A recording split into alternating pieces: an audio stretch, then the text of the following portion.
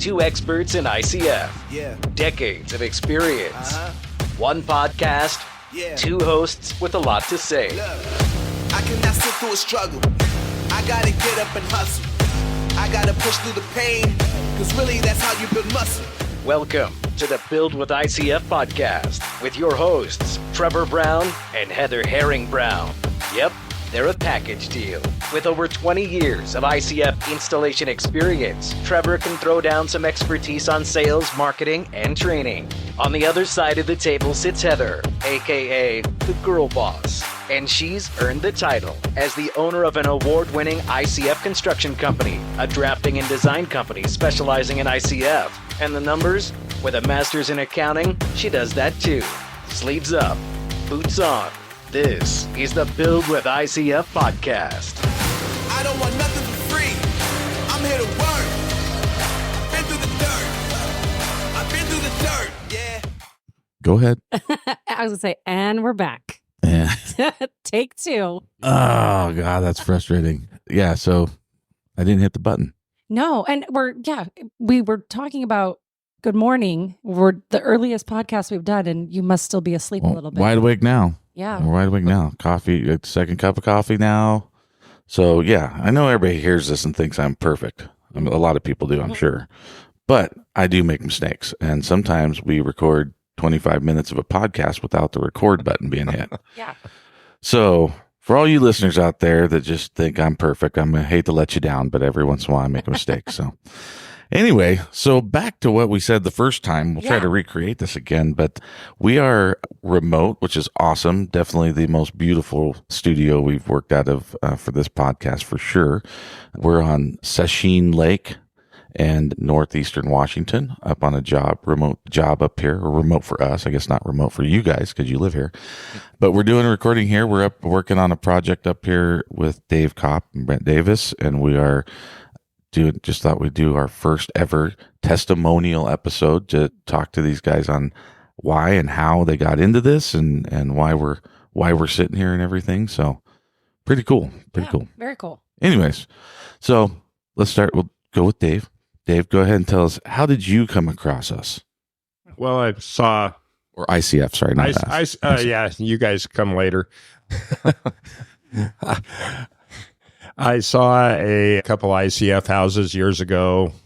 I've kind of been in the building industry a little bit, sold heavy equipment, looked at ICF for a new shop a few years ago, and decided that the concept was great, but the roofing system really wouldn't work for the kind of building I wanted to build. And then decided to build a house here at Sasheen, and ICF became my choice. Now, Brent, you've got a little different story. You actually got into this. This is your third project with ICF, so give us the rundown again on. Yeah, third project.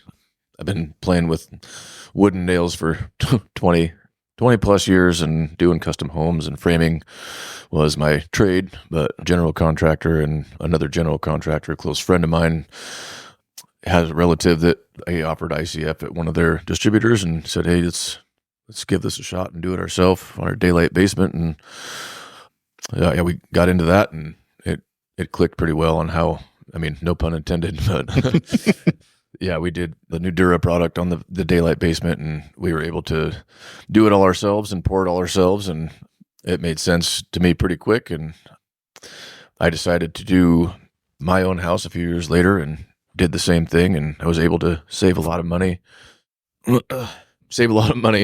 By doing it myself, and it's a great product, and I'm a firm believer now after having my hands on it and switching over from being a framer to doing ICF. And Dave and I had met up. We talked about doing different options for his house, and we landed on ICF, and here we are doing a full ICF house, not just a basement. So, and a very cool one. Yeah. Very cool house. Yeah, we're also excited because Kaiser, the podcast dog, just came back. Brent's podcast dog. So every time we do podcasts, you always hear the dogs in the background. We got two podcast dogs today. We got Echo and Kaiser. Kaiser went on a walkabout for a little while and just came back. So Chasing rabbits. chasing rabbits.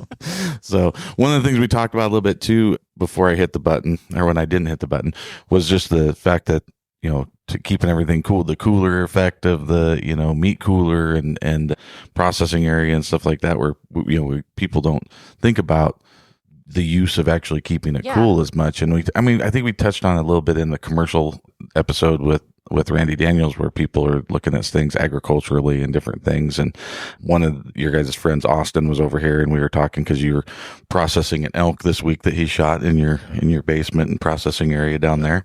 And he does beef and was thinking about actually using it to keep, a cool area or a freezer for his beef and stuff. So something that we're looking at doing with some of the leftover block from Dave's house. So pretty cool. But talking about the design aspect and how cool Dave's house, your house sits in such a cool spot. Like, it's, we're going to post pictures so everybody can go on our Instagram. We're going to post pictures of this job and stuff so you can kind of see what we're doing. But we go out on the lake. Dave took us out on a boat ride. We went out on the lake and looked back at how your house sits in this cove on the lake and stuff. And it's just phenomenal. But you didn't feel at all like you had any design, stipulations or anything held you back from designing that house that way because of ICF. No, absolutely not. I'll say again, I did this once before today. Yeah. You want to make sure that your architect is on board and understands the architecture of ICF. And working with Heather the last couple of days has been great. We did some last second design changes to make the roof system work a lot better and make maybe a little bit bigger covered porch at the end of the day. So even if Jerry doesn't want the bigger porch, but I know. Well, no, and I don't know that was necessarily an ICF issue. There was a very, very cool roof line, but then coming down to the nuts and bolts of it is, how do we build it? Yeah. And the truss guys, came to you guys first and said, how are we going to do this? Yeah. And the advice we give on that is, and we've discussed this before on air, but is, working with that architect or draftsman that's drawing it. They do a great job, and we love all our architect listeners, but I think they'll agree that they draw very pretty things that sometimes aren't easy to build or even able to build. So sometimes what you have to do is make sure that you're getting your designer, whether it be an architect or draftsman, in touch with whoever the on-hand ICF expert's going to be, whether that be your GC or the ICF stackers or the rep from the ICF company, but someone needs to get involved there. And two, even outside of it, like in this case, your draftsman and your truss company need to be talking, because sometimes they go, well, that's like really cool roof, but we can't make that, and so then you look at it and have to change that up, or you get guys like Brent who have to do this like field fix and weird stuff on the job site, which is going to slow things down and maybe kind of change how things are done. So I think the point being is just that they actually work with somebody that's, everybody's got to be on the same page. Yeah.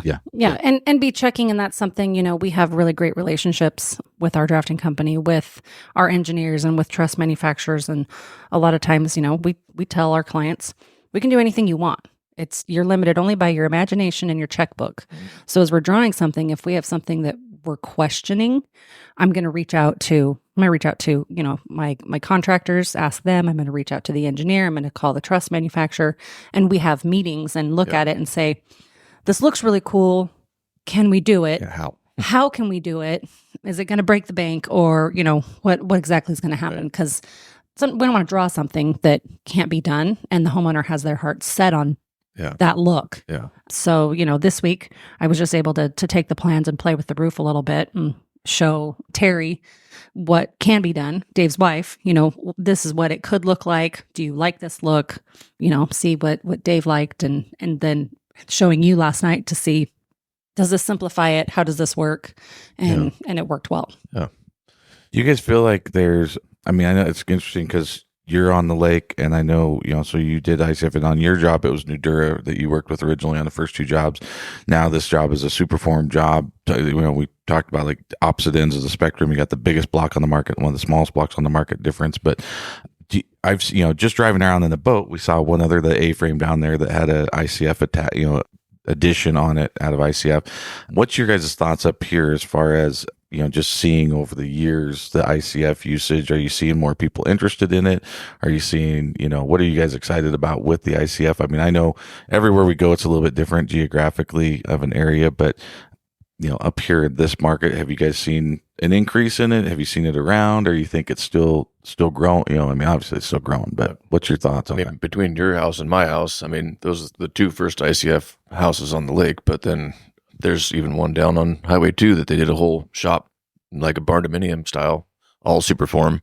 And I was like, oh, that's kind of cool. It's like, and people are using it. And that A-frame down the way, I almost bought that and partnered up with the guy to remodel and do an Airbnb. And I saw him using ICF, and I was like, okay, it's here. Popping up. It's popping up. Yeah. Because I think that's what people don't really, they don't see it in their community, and then they think, well, nobody's doing it. And it's interesting.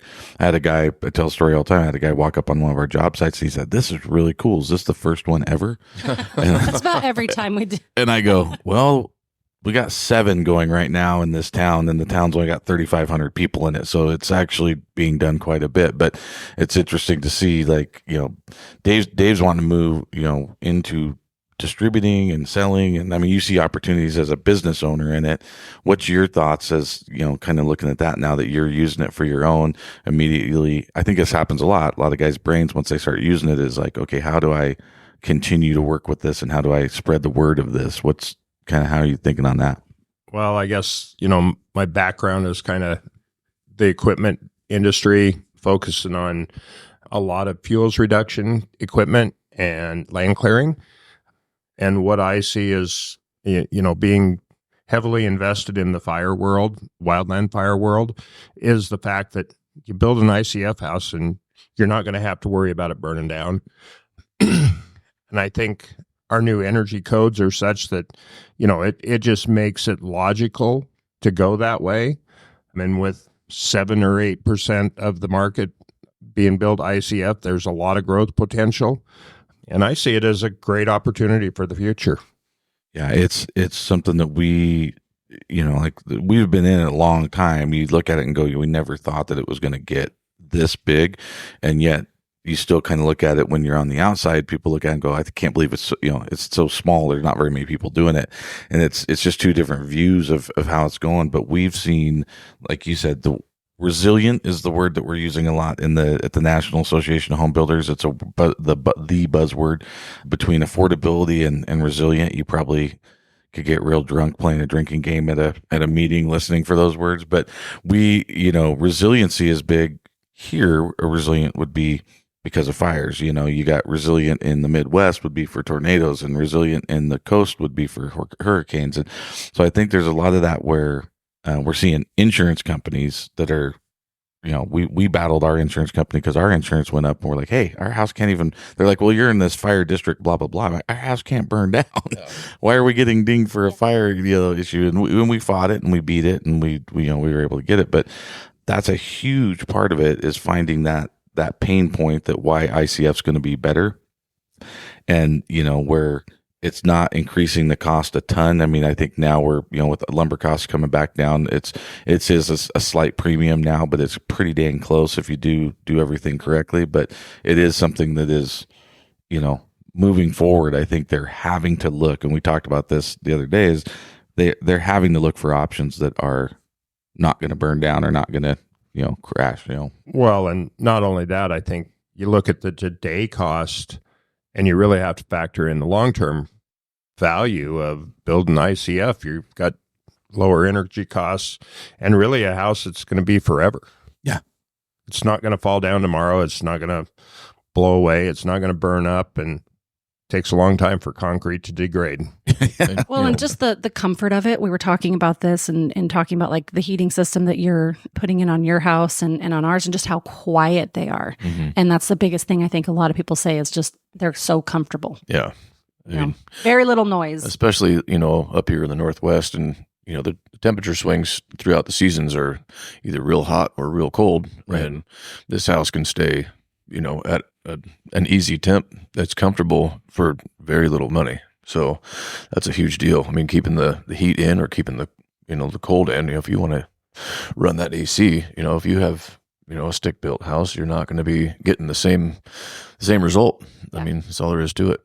Yeah. And then you guys have something really cool on your house, something that I hadn't seen and Trevor hadn't dealt with yet when we talked to him at World of Concrete, was the MST bar. Yeah. And you guys were yeah. able to utilize that in your builds. So Yeah. like I got to see it on the job site the other day when we got up here, and talk a little bit about that. And Well, But like, so our footings for the basement were a little bit beyond unbelievable, 6 feet wide with number 5 bar, 8-inch on center on the full length of 3 walls, and 13 feet high. We were trying to figure out how we were going to put those million pieces of number 5 bar in the wall, and yeah. at the webs. we decided it wasn't fun, and so I got with MST and submitted everything to our building inspector, and they gave us flying colors, and so we ordered MST bar on the loads, and yeah, it's been great. It's just saved tons of time. Yeah. And your back doesn't hurt. Yeah. From I mean, from the person that's putting it in, Yeah. I mean, I did the last house I did was all steel, and again, did it by myself. This one, I mean, I wouldn't complain about doing it by yourself.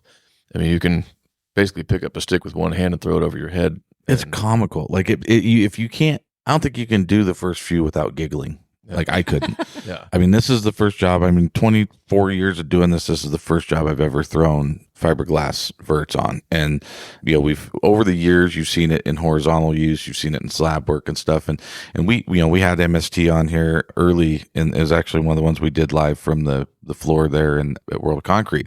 And, and I told those guys, I'm like, we just have an issue with people getting, the execution of this at the level of the inspector and of the county and the city or wherever you're building. So to be able to get this through was awesome, which I think the big thing is communicating with the people ahead of time. Like you went in with the idea that you wanted to use MST bar, and you talked to the building officials and said, all right, we're going to do this. And everybody said, all right, we're good. Yeah. So that's where I think a lot of people don't do it. I don't think you want to surprise your inspector on the day of inspection, and he walks out and goes, what the hell is this plastic stuff in the wall? Where's the metal? And they freak out and they give you a red tag, and now you can't pour. I think you got to get ahead of it. And we're doing that right now. I've got scheduled appointments next week with our engineers to go through it because of this job. Right. When we came out and did the basement, a month ago, was the first time I flipped a 14-foot number 5 bar up in the air with one hand, like you were throwing up a straw, like it was amazing. So kudos to MST bar. Like I said, they've been on here. I will tell you for a fact now that I've got my hands on it, it's the way to go. It's so much lighter. About your hands on it with gloves. Oh, with gloves. with gloves. Milwaukee cut level 3. I'm a Milwaukee guy, so if Milwaukee wants to sponsor, we're looking for sponsors. We would love to support Milwaukee. We use everything from the ink saws to their tools to now the gloves, the level 3 cut level 3 gloves. Gloves, long sleeves, right? Yeah. That's what you were saying? Yeah, absolutely. This stuff is deadly. Yeah, you don't want that stuff on your skin. Yeah, but it's awesome. It's really cool. There was a bunch of different products on here that we can kind of shout out that I worked with. For the first time, we got to use the Berman buck bracing or whatever you want to call it, like strapping, I guess. Yeah. That was awesome. I mean, it just straps around the buck. The buck material that you used was the pre-buck, right? Pre-buck, yeah. Worked with them. Probably one of the first jobs in Eastern Washington, and it's been great. Yeah. Yes, great products. I mean, like I said, everything has come together. We were walking around the job site yesterday. It's ready to be poured, and we're looking at it. And I was just saying, explaining to Dave, who's been on a few jobs, but not quite as many as I have. And I walk around these jobs, I go, I wish you could see some of the ugly jobs, because this job is beautiful. Like it's clean, it's perfect. We've got a lot of the using the products that we're using with the pre-buck makes it so nice and clean, a lot less bracing and stuff, and just usually, and the functional cool thing about the buck bracing is whatever size block you're using, you can adjust it. So if you have, 8-inch wall or 6-inch wall or 4-inch, whatever you're doing, you can adjust that brace or adjust that, strap to fit whatever block you're using. So you're not limited to, one size block or one brand block, and you can reuse it. Yeah, you can use them on, instead of using wood scab material, which takes a lot more time to put on, a lot of time to take off. A lot of times your alignment system can kind of get in the way when you're trying to go back through and do some of that scabbing. And on that, the brace just like slid right behind. Yeah, the straps. Well, for no, the you bend the strap around something. Yeah. Like a couple of them, you run into a lot with strapping where you're trying to strap and you need to have a brace right there. And Like on a corner. yeah. And so you take the strap over the brace and attach it to a web on the other side. It's still pulling it tight and or it's slide it still behind it. Right. It's just super slick. So yeah, there's a few like this job was extremely educational for a lot of this stuff. When you look at the strapping to the buck system to the fiberglass rebar, just a lot of cool stuff. Yeah. Very cool. In my lifetime, I've probably been to World of Concrete, I don't know, probably 15 times the last 20 years. And every year I've walked by the ICF displays, and this year we actually went to the builder show. So I went to both shows. I spent a ton of time researching, and that's been part of my life forever, finding new equipment, finding new products. So I feel like I'm pretty good at it. Well, I think you nailed it with all of these products. It's been really, really cool. So we'll give a shout out. Plum Wall is on this one. So we'll post photos of this on our Instagram and you guys can see kind of how everything looked, but it's just a super clean, really well done job.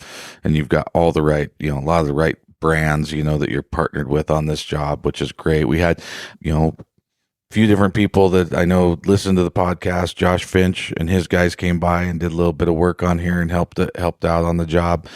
Matt from Superform came down, and Jacob from Superform and came down and saw the job and did a little walk around, and, dropped off breakfast sandwiches and stuff that those cool sales reps get to do. Yeah. Well, and you guys, did you guys install the Hulk, the waterproofing membrane? Yeah, we did. Yeah. Because it looks so good. Like, and you have that's a big daylight basement on the back and then the front. So you had a lot of area that you guys had to cover. And That was our first time at it. Yeah. Yeah. Give us a little feed. Give us your thoughts on the Hulk system. I think it's great. I think once you get a little bit more fluent with it, and you understand how and what you're doing and how to apply it, it's pretty slick. how to apply it and how not to wear it. Yes. Yeah. I put on an Oompa Loompa painting suit and it definitely helps. Well, maybe try not to do it in 103 degree temperature too. Yeah. It kind of sucks. Yeah. With a slight wind. Yeah, with a slight wind. It's not the funnest thing. Well, actually, on that fact, the house is pretty much not going to get siding on it most likely till next spring. So I'm probably going to just spray the whole outside to protect it for the winter. Yeah, no, it's, and we've actually had a few people this time of year. We've had people reach out to us about that and just coating it and doing something to protect it for the winter. Cause we've got several projects that aren't going to get sited probably before snow flies, depending upon, how that goes this year. But yeah, it's great because we're seeing all these different little projects and their products and stuff that you're seeing used.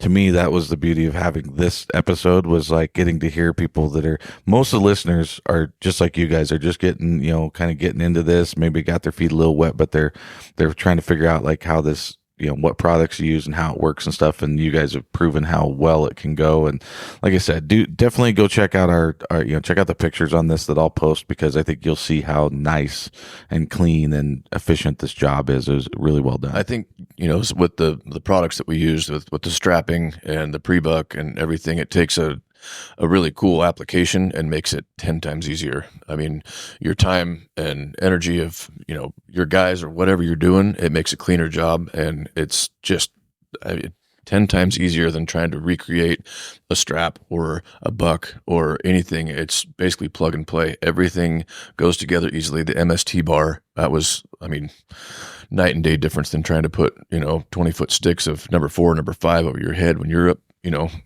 10 feet in the air. And that saved us a ton of time, and cutting it is way easier.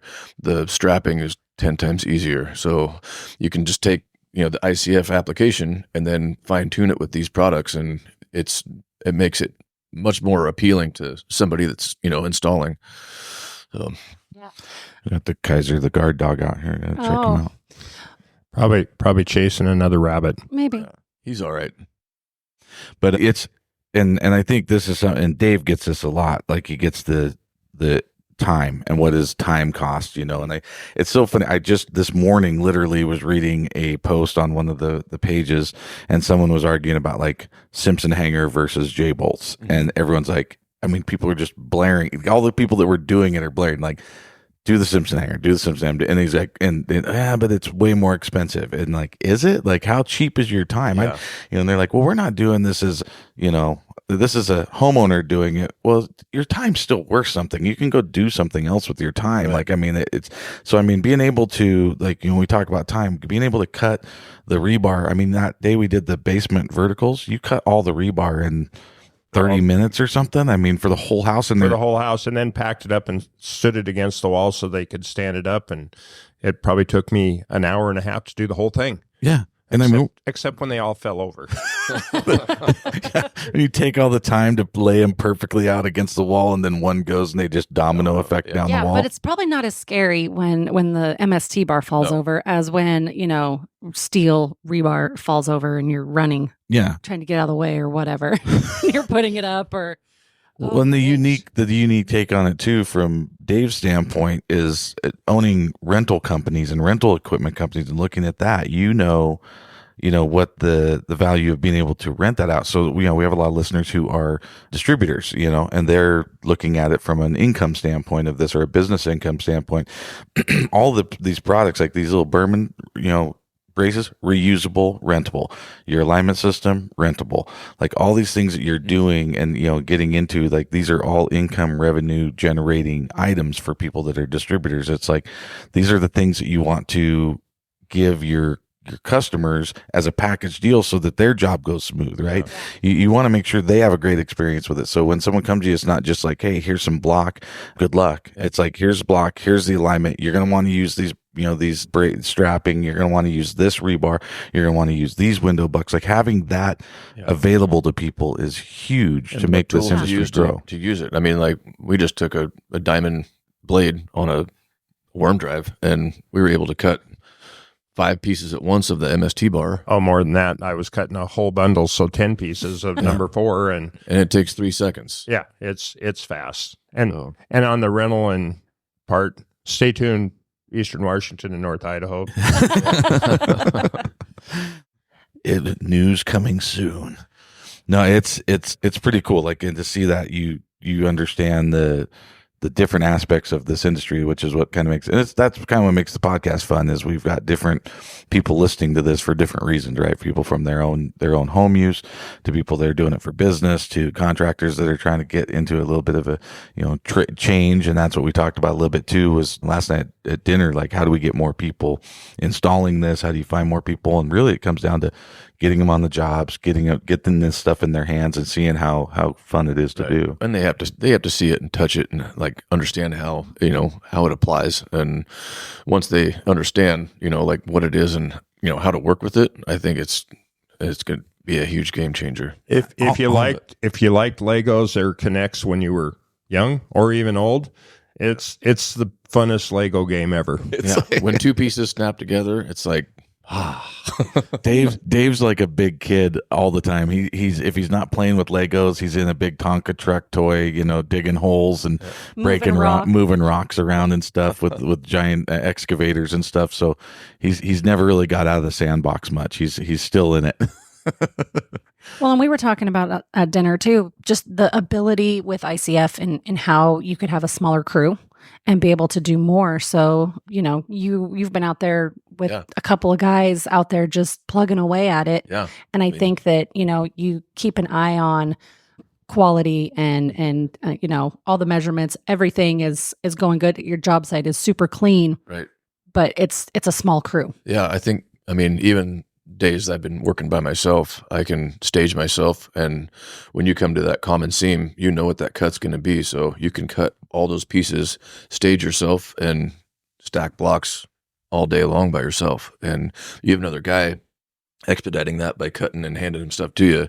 You can produce way more wall than you could, throwing sticks on the ground and tipping Yeah, it up. you don't. You know, we talk about our buddies down in Arizona, and there's a lot of great the Feder brothers down there, and these guys that you see their stuff on Instagram. You know, I'm sure a lot of people follow them. And you see these huge crews working, and they've got down the huge crew thing down all the way to the 1 or 2 crew. I mean, Heather and I talk about how we built our house, just the 2 of us, and we did it in a week. And so I think that's kind of the cool thing about this is there's different speeds for it that you can operate at, and it's pretty efficient no matter how you do it. You can increase that with different people, but you're not stuck if you're down to one guy like you, where you're some days you're one guy, some days you're 3 guys, and you, it's not like you're just shut down. I mean, some cases, like I know, like framing, if you're flying trusses or something, you're not going to do it yourself. You can't go drive the grade all and lift them and then get out. I mean, I'm sure you could, but most humans can. I'm sure you could, but yeah, it's not something that it slows down. Yeah, you've done it because you have to, but it's something that kind of can kill a day. And a lot of times, I think that's what with ICF is really, really convenient, is you can keep moving like that. But well, I think that's pretty much what we wanted to get through. I think that tells everybody kind of what we're doing here. Like I said, I'll post all of our pictures and stuff from this job and this trip. We'll continue to post pictures. I'm pushing Dave to submit this. I think it's going to be a winner at World of Concrete here in a few years. So I think we'll be able to post this up. I think you guys will definitely see this again, maybe in Builder Magazine, hopefully as a first place winner. So That'd be cool. I hope so. Yeah. Anyways, all right, guys, we want to thank everybody for listening. Thank you, Dave. Thank you, Brent, for being here. Thank you. This was super cool, and I'm hoping to do some more of these where we'll do testimonials of people during their project. And we might even have to have you back on to do a little wrap up of the project later at the end. But for everybody listening, do check our socials at Build With ICF on all the socials, info at Build With ICF for email. Please share the podcast, get it out to everybody. We're super stoked with all the feedback we've been getting from people all over the world right now, which is pretty amazing. But share stuff with us. If you have any ideas of what you want us to talk about on the podcast, any products, anything, like always, send that to either DM us through our socials or send me an email. But we'll continue to put these things out as fast as we can.